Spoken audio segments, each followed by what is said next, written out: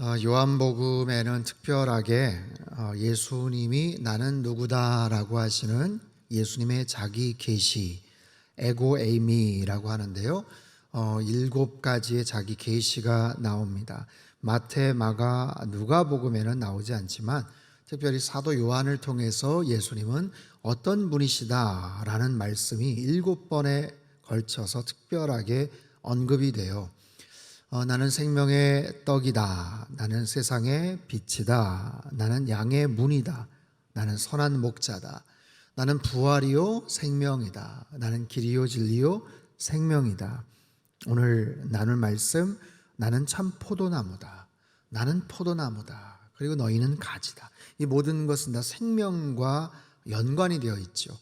생명의 근원 되시는 그분 안에서 우리가 어떤 관계를 맺으며 살아가야 될지를 우리에게 가르쳐 주고 계셔요. 나는 참 포도나무고 너희는 가지다 라고 말씀을 하세요. 여러분, 나무와 가지와의 관계를 한번 생각해 보십시오. 3가지 종류의 가지가 있죠. 나무에서 떨어져 나간 가지가 있습니다. 붙어 있기는 한데 아슬아슬한 거예요. 뭔가 불안하고 잘못하면 잘라버려야 되지 않을까 싶은 그런 가지가 있어요. 3번째는 아주 튼실한 그런 가지, 잘 붙어 있어서 열매를 주렁주렁 맺는 그런 유형의 가지가 있습니다. 가지는요, 나무에 붙어 있는 것이 굉장히 중요하죠. 떨어져 버리면 쓸모가 없습니다.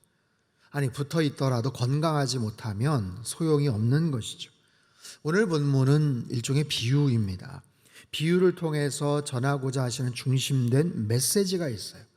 여러분, 가지가 자기 스스로 떨어지고 싶다고 해서 떨어질 수 있는 것은 아니잖아요. 내가 좀 더 가까이 붙어 있어야 되겠다, 그럴 수 있는 것은 아니에요. 이 비유를 통해서 특별히 강조하시려는 것은 나무와 가지와의 관계이죠. 건강하게 잘 붙어 있는가, 그렇지 못한가.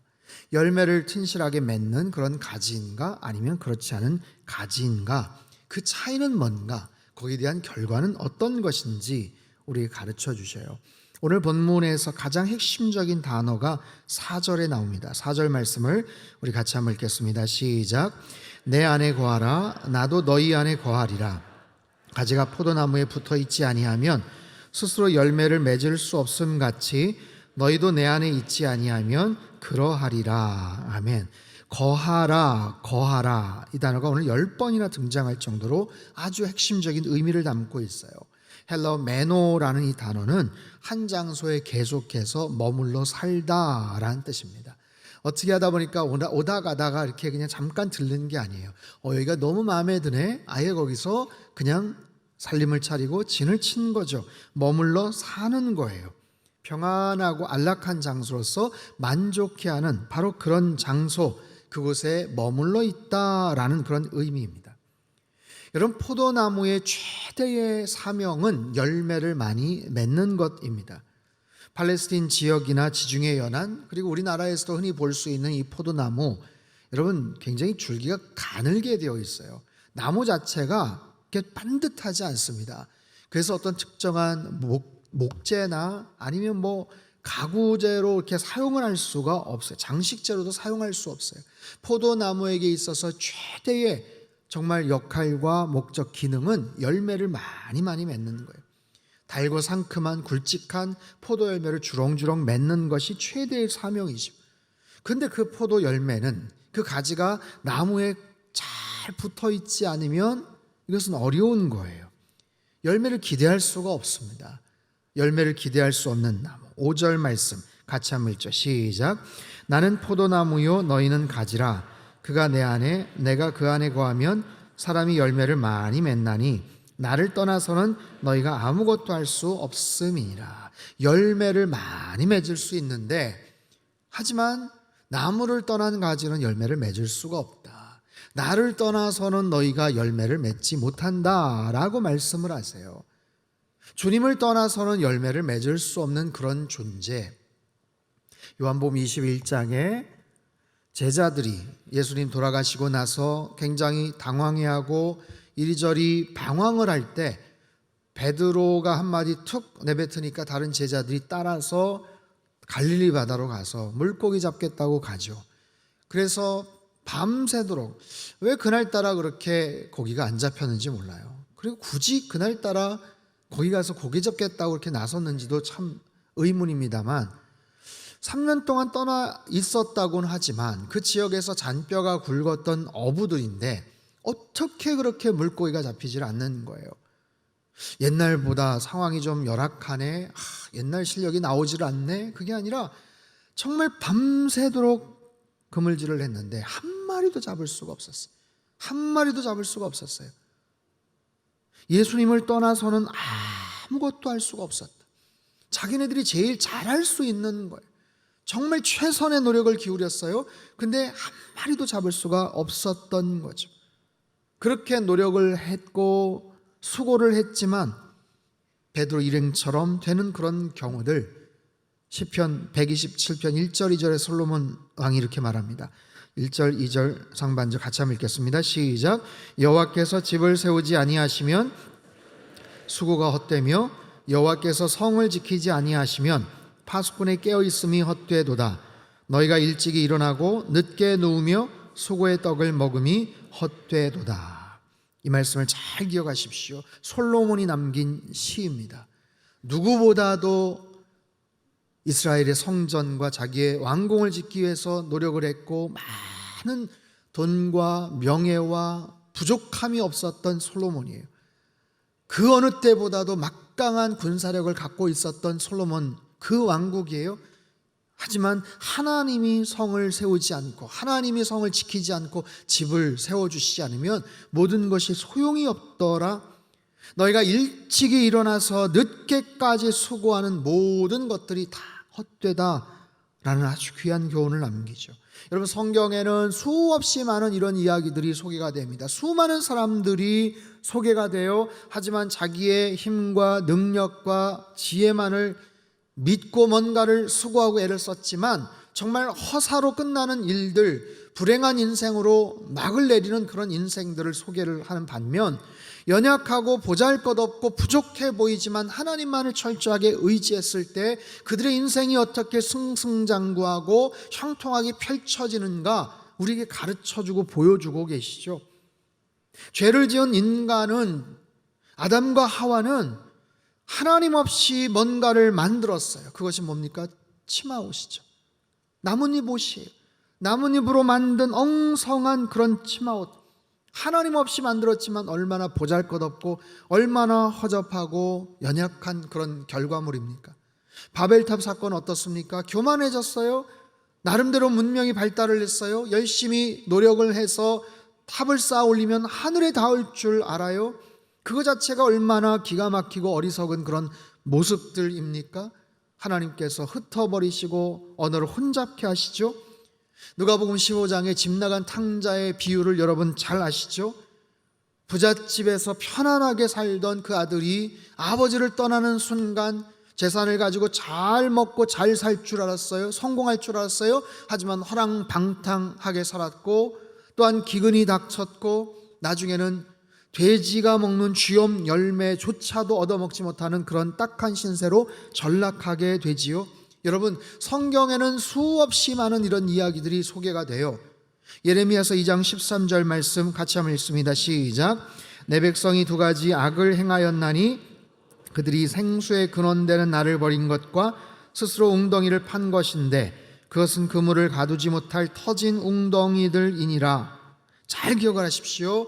두 가지 악이래요. 생수의 근원 되시는 하나님을 떠난 것, 생수의 근원 되시는 하나님을 떠났어요. 내 나름대로 노력을 해보겠다, 난 더 좋은 물을 찾겠다, 더 좋은 결과물을 얻겠다, 노력을 하고 열심히 웅덩이를 팠지만, 열심히 팠어요. 알고 봤더니 터진 웅덩이에요. 물이 다 새버렸어요. 애를 쓰고 수고를 했지만 헛수고였더라라는 것입니다. 사랑하는 성도 여러분, 하나님을 떠난 인생은 참으로 무력하고 무지하고 무능합니다. 헛된 인생을 살아갈 수밖에 없는 것이 성경의 교훈이에요. 인생의 성공, 인생의 행복, 하나님 없이는 불가능한 거예요.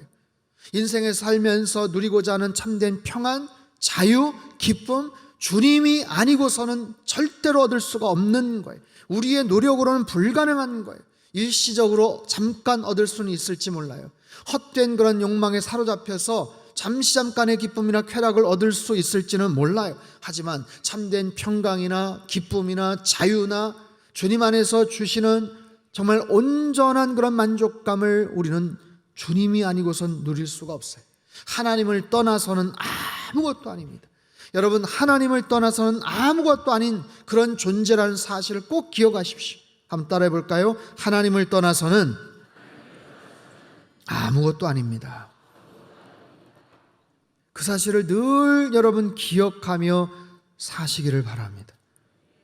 더 중요한 것은요, 하나님을 떠난 인생은 열매를 맺고 안 맺고의 문제가 아니라 떨어져 나간 가지들의 비참한 종말에 대해서 오늘 본문은 이야기합니다. 6절 말씀 같이 읽죠. 시작.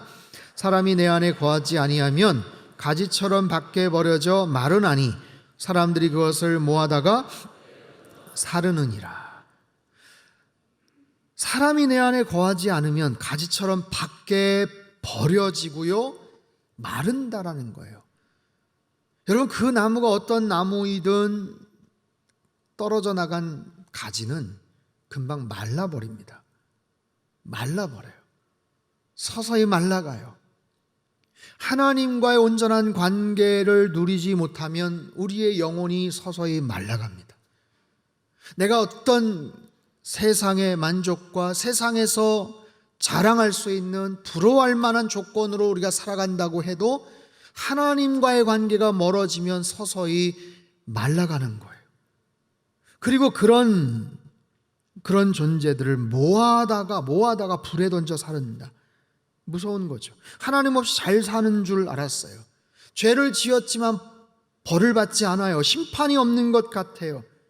그래서 죄가 주는 쾌락 속에서 희낙낙할 수 있고, 봐라 아무 일도 없지 않냐 라고 하지만 서서히 그의 심령은, 그의 마음은 말라가고 그렇게 모아진 채 나중에는 심판을 받는다. 가지들을 모으기까지 시간이 있는 거예요. 시간이 필요한 거예요. 농부가 기다리는 중이에요.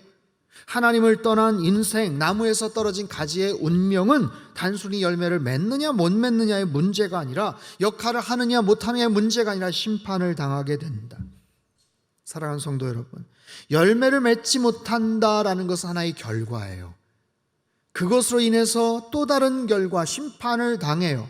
하지만 더 중요한 것은 그 시작점입니다. 열매를 맺지 못했기 때문에 그 순간부터가 아니라 이미 가지에서, 나무에서 떨어져 나간 순간서부터 문제는 시작이 돼요. 여러분, 탕자가 허랑방탕을 하고 자신의 아버지께 물려받은 유산을 다 탕진을 했기 때문에 죄를 지은 것이 아니라 아예 처음부터 아버지를 떠나려고 하는 것 자체서부터 죄가 시작이 되는 거예요. 여러분, 오늘 이 말씀 속에서 우리들은 예수님의 마음을 우리는 충분히 느끼셔야 됩니다. 경고를 하시는 게 아니에요. 너희들 똑바로 살아, 열매 제대로 맺어야 돼, 잔혹한 농부의 그런 이미지가 아닙니다. 이 안에 담겨져 있는 예수님의 안타까워하시는 마음을 우린 읽을 수 있어야 돼요. 떨어져 나갈 때 비참한 종말이 무엇인지를 아세요. 나무를 떨어져 나간 줄기의 비극적 결과를 아세요. 그렇기 때문에 너희들은 어떻게든지 붙어 있어야 된다라는 거예요. 너희가 내 안에 거하듯이 나도 너희 안에 거하기를 원한다라는 사랑의 마음, 즉 이런 뜻이에요. 내 안에 머물러 있어라. 그러면 나도 너희 안에 머물러 있을 것이다. 여러분, 이 말씀은 조건절이 아니에요. 네가 먼저 사과해야 내가 용서할게, 네가 먼저 행동해야 내가 움직일게, 약속 지킬게, 이게 아니에요. 오히려 이 말씀은 나로 하여금 너희 안에 머물 수 있게 해라 라는 청유적인 호소입니다. 내 사랑이 너희 안에 머물 수 있게끔 해라. 내가 너희 안에 머물고 싶다. 지속적으로 좋은 관계를 유지하고 싶다. 하나님께 나아가는 자들, 주님과의 특별한 관계를 맺는 자들, 그 한 사람 한 사람과 좋은 관계를 맺기를 원하시는 주님의 마음을 우린 읽을 수 있어야 돼요. 오래전에 최일도 목사님이 시를 한 편 멋있게 쓰셨어요. 내 안에 그대 머물듯, 사모님을 향한 그런 시인 것 같은데 시의 내용을 잠깐 소개하겠습니다. 내 안에 그대 머물듯 그대 안에 나 있기 원하오. 내 마음은 그대의 영원한 집이라오. 그대의 영광처럼 그대의 약함도 소중한 그대의 영토라오. 그대 품에 안기듯 나 그대를 안음은 내 안에 그대 머물듯 그대 안에 나 있기를 원하기 때문이니 사랑하는 이여, 사랑하는 이여. 참 멋진 시죠. 내 마음속에 그대가 있는 것처럼, 내 마음 가운데 그대가 있는 것처럼 그대 마음 가운데 내가 항상 머물기를 원한다. 이게 바로 주님의 마음이에요. 사랑하는 성도 여러분, 한 주간 여러분 주님과 어떤 관계를 유지하고 사셨어요? 내가 주님 안에 더 가까이 머물기를 원하시는 어떤 노력과 어떤 시간적인 투자와 그런 시간들 여러분 혹시 보내셨습니까? 주님 안에 더 가까이 머물기를 원하는 마음, 아니 그 관계가 혹시 소원해지거나 혹시 멀어지면 안 되지라고 생각하는 그런 마음들이 혹시 있으셨어요? 제가 오래전에 밴쿠버에서 목회를 할 때 한 섬에서 매주마다 배를 타고 나와서 예배를 드리시는 집사님이 계셨어요. 저희 있는 교회에서 그 섬을 가기 위한 선착장까지도 1시간 거의 한 20-30분이 걸렸던 것 같아요. 그럼 거기에서 배를 타고 한 40분 정도를 가셔야 돼요. 그럼 조그만한 보엔 아일랜드라는 섬이 있는데 그곳에서 무슨 마트를 이렇게 운영을 하셨던 집사님이었어요. 매주마다 예배를 드리기 위해서 자기네 섬 배 타는 곳까지 나와요. 배 시간을 맞춰서 30-40분 정도 배를 타고 나와요. 그럼 거기에서부터 또 1시간 20-30분을 또 운전을 해서 오시는 거예요. 굉장히 복잡해요. 시간도 엄청나게 걸립니다. 근데 시간대 배를 맞춰서 딱 오다 보면 항상 예배 시간 한 꽤 전에 오셔요. 그러다 보니까 오셔서 아예 주차 봉사까지도 그렇게 하세요. 그렇게 하시고 그 시내에서 뭐 그로소리 장들 이렇게 보셔서 또 들어가시는 그런 분이신데, 좀 힘들지 않으세요? 번거롭지 않으세요? 네, 목사님, 이렇게 예배를 드려야 한 주간 또 승리하며 살 수 있잖아요. 여러분, 그분의 그 노력과 그 열정, 번거로운 것 같아도, 귀찮아 보일 것 같아도 그렇게 해서 주님 안에 꼭 붙잡혀서 살기를 원하셨던 그 마음을 저는 잊을 수가 없어요. 서울에서 목회할 때 주중에 성경 공부를 했던 젊은 부부들 그룹들이 있었습니다. 이촌동 근처에 치과병원을 빌려 주중 저녁 시간에 성경 공부를 했는데 그 모임에 한 6-7가정 부부가 나왔어요. 젊은 부부, 한 30대 후반에 40대 초반에 열심히 성경 공부를 했습니다. 그 중에 제일 막내 되는 가정이 아이를 낳았어요. 성경 공부에 그래서 한동안 남편만 참석을 했는데 한 5-6개월 되어서 아기를 안고 나왔습니다. 다들 기뻐해줘 축하해줬어요. 근데 아기를 안고 나오니 성경 공부를 진행을 하기도 좀 어렵고 집중하기가 좀 어려운 거예요. 그래서 좀 나오다 말다 그랬는데 그럼에도 불구하고 은혜를 받고 사모하고 싶은 그런 마음들. 근데 신기하게 그 아기가 유모차만 딱 타면 싹 잠을 드는 거예요. 스르르 잠이 드는 거예요. 그래서 남편과 아내가 유모차로 왔다 갔다 하면서 번갈아 가면서 성경 공부를 해요. 어느 날 남편이 출장을 갔어요. 근데 아내가 친정 어머니랑 같이 왔어요. 친정 어머니가 대신 유모차 끌고 그 주변을 계속해서 맴돌고 그 사이에 젊은 자매가 열심히 말씀 앞에 나오는 거예요.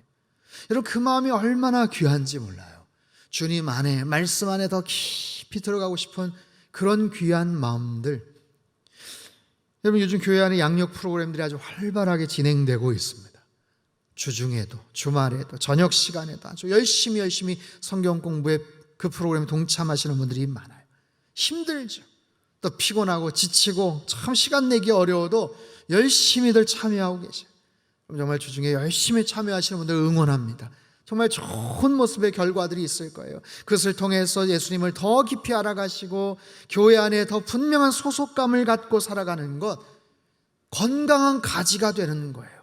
그러면서 뿌리를 더 깊이 내릴 수 있는 것, 시간이 지나면 풍성한 열매가 맺혀질 줄 믿습니다. 최근에 목회데이터 연구소에서 나온 굉장히 의미 있는 책이 한 권 있었습니다. 한국교회 트렌드 2023 목회보고서. 이 책을 좀 많은 목사님들 또 장로님들이 또 보고 계시는데, 코로나 3년 기간 동안 한국 사회에서 여러 가지 변화, 또 목회 환경의 변화, 앞으로 어떤 모습으로 목회의 중점적인 사항들을 잡고 나갈 것인가를 10가지 주제로 뽑았어요. 10가지를 다 소개할 수는 없지만 가장 첫 번째로 이야기하는 것이 뭐냐면 특징인데 floating Christian이라는 단어예요. floating이라는 것은 물에 둥둥 뜨다라는 그런 영어 표현입니다. 물에 둥둥 떠 있는 크리스찬. 이게 뭐냐면 코로나 3년 기간 동안 빠져나간 성도들도 있었지만 여전히 남아있는 성도들 가운데도 30% 정도는 교회를 출석을 하거나 온라인으로 등록을 하지만 다른 교회 설교, 다른 교회 예배 계속해서 왔다 갔다 하면서 마음을 잡지 못하고 그렇게 둥둥 떠 있는 것 같은 그런 현상을 의미하고 있습니다. 여러분, 이것은 굉장히 심각할 수 있는 거예요. 떠다닌다라는 것은 속박당하지 않는다는 거죠. 자유가 있다라는 거죠. 떠다닌다. 그래서 내가 언제든지 선택할 수 있는 권한과 자유가 있을 수 있어요. 하지만 정말로 중요하거나 필요할 때, 어려운 순간이 될 때는 어디에도 속해 있지 못하는 어려움을 만나게 됩니다. 여러분, 우리의 중심이, 우리의 기반이 흔들리지 말아야 돼요. 내가 어디에 뿌리를 두는가? 이건 너무너무 중요한 거예요. 나무를 떠난 가지는 떨어져 나가는 거예요. 플로팅 크리스천, 둥둥둥 떠다니며 자유를 누리는 것 같지만 그렇지 않습니다. 굉장히 어려워질 수도 있다라는 거죠. 여러분, 오늘 본문에서 주님께서 명하시는 말씀, 이게 본문의 내용이 교훈이 너무 많아서 나머지 부분들은 제가 봐서 다음 주에도 같이 한번 좀 말씀을 나누고 싶은 마음이 있는데, 가장 핵심적인 거, 주님 안에 거할 때와 거하지 않을 때 그 명백한 두 가지의 모습을 저는 두 가지 그림 사진으로 설명을 좀 드리고 싶어요. 첫 번째는 그래비티라는 영화에 나온 한 장면입니다. 오래전에 나온 영화입니다. 이건 뭐냐면 지구로부터 한 600km 떨어진 우주, 거기에 허블 망원경을 수리하기 위해서 탐사팀들이 갑니다. 그것을 열심히 잘 수리하고 그것을 작업을 하던 스톤 박사란 주인공, 근데 폭파된 인공위성의 잔해들이 막 쏟아지면서 부딪혀요. 그래서 거기 같이 일했던 동료들 가운데 미아가 되는 상황이 펼쳐집니다. 포스터의 일부인데 한번 띄워주세요. 영화에서는 우주정거장의 공급 라인이 끊어져 버리는 거예요. 우주복을 입은 대원이, 그래서 라인이, 생명줄이 끊어져서 그냥 떠다니고 미아가 되어버립니다. 여러분, 우주인들이 입는 저 특수 장비가 장착된 옷은요, 얼마 정도 되는지 아세요? 굉장히 비쌉니다. 수십억을 호가합니다. 100억이 넘는다는 얘기를 들었어요. 근데요, 아무리 돈을 많이 들이고 엄청난 기능과 장비가 담겨져 있다고 해도 소용이 없는 거예요. 생명줄이 끊어져 버리면 소용이 없는 거예요. 그 안에서 약간의 숨 쉴 수 있는 정도의 시간이 지나면 결국에는 생명을 잃어버리게 되죠. 그리고 우주에서 영원토록 떠돈 그런 존재가 됩니다. 여러분, 내가 주님 안에 거한다라는 것은 이만큼 중요한 의미가 있습니다. 대충 어느 정도 적당한 거리를 두고 살아가는 것, 그거 아니에요. 나는 포도나무여 너희는 가지다. 내 안에 거하라. 온전하게 머물라라는 거예요. 여기저기 둥둥 떠다니며 내가 마음대로 언제든지 입맛에 맞게 선택할 수 있는 그게 아니라 확실하게 뿌리를 내리는 것. 또 하나의 그림, 삿갓 쪽의 그림입니다. 언제 한번 보여드린 것 같아요. 여러분, 삿갓 쪽에는 바위나 배 밑창에 붙어 삽니다. 보잘것없는 그런 그냥 하나의 조개예요. 근데 그 조개가 갖고 있는 접착력이라는 것은 대단합니다. 과학자들이 실험을 했어요. 어떻게 어떤 성분이 여기서 나오길래 도대체 떨어지질 않는가?